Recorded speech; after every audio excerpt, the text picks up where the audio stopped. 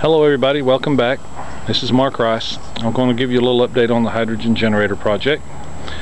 This is the installed generator on my 93 Ford Explorer. The Explorer has about 380,000 miles on it, which is a pretty good thing in its own. Anyway, I'm going to walk you through it. Right over here we're taking power from the battery, a number 6 conductor, which is entirely too large. Not necessary, but I like to use it. I tend to overbuild sometimes. Coming down, it's hard for you to see here, but there's a circuit breaker right here. Then from the circuit breaker through a relay, and the relay is energized by a switch on my dash. I would advise anybody to trying this to power the relay through a circuit that's energized when the key is on only. Just for my purposes of observation, I have wired it in this way, and I believe that in the future I'll go ahead and change it for safety's sake, just in case I forget to turn the switch off and walk away from the car. Of course, this vessel contains the hydrogen cell right here, the fuel cell. I have a tube coming from the top, coming all the way over to this intake ductwork between the mass airflow sensor and the throttle plates here. Inside here there is this brass hose barb that's fitted. Inside this is ground on about a 45-degree angle. Well, actually it's in the other direction. That helps to create a draft on the discharge side of the hose barb between the very slight positive pressure of the generator and the negative pressure within this ductwork. When you open the throttle plates, moves it quite nicely. Alright, on my first drive with this, here are my notes. I filled it up down the street from the gas station from my house here. I put all the gas in it I could. I drove to visit my mother in nearby Morristown. I drove 22.65 miles.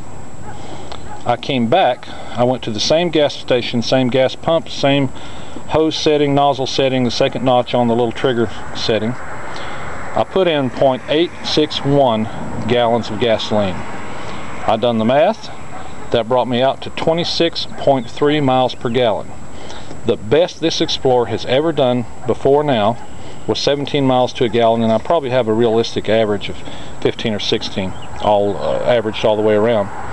That gave me an increase of 54.7% in gas mileage. Not bad for a first attempt. I've already gathered the materials. I'm going to be building a larger version. It'll be housed in a little bit better canister or container. This Lexan plastic just is not liking the underhood temperatures. Has done real well as long as you're moving down the road and everything's fine. You get enough air through the radiator and everything to keep the underhood temperatures down.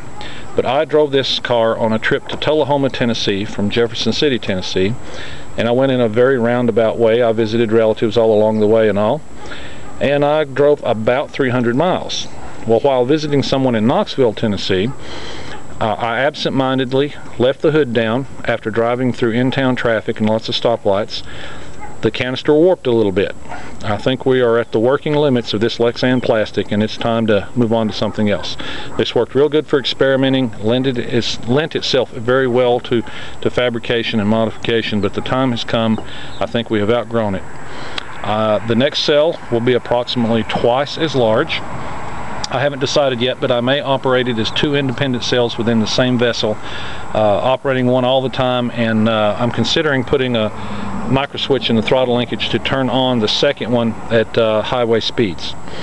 But because at interstate speeds of about 70 miles an hour or so, I noticed a slight decrease in my gas mileage. I believe about 24 miles to a gallon or so. I lost a couple, maybe 3 miles to a gallon. That tells me that the volume traveling through this ductwork increased, of course, with engine RPM and vehicle speed. The hydrogen generator only running at 1 speed when it's on. So the very first test on the new one that I'm building, I'll probably run them independently on toggle switches so I can shut them down very quickly should I find a problem. But in the end, I believe right here at the throttle linkage is where the second switch is going to be located to operate a second solenoid to bring a second unit on. Anyway, I was just updating with you, letting you know how it's going. Thank you all for checking in with me. Any suggestions, let me know. I'll be glad to hear them. May not agree with them, but I sure do want to hear them. Thank you very much.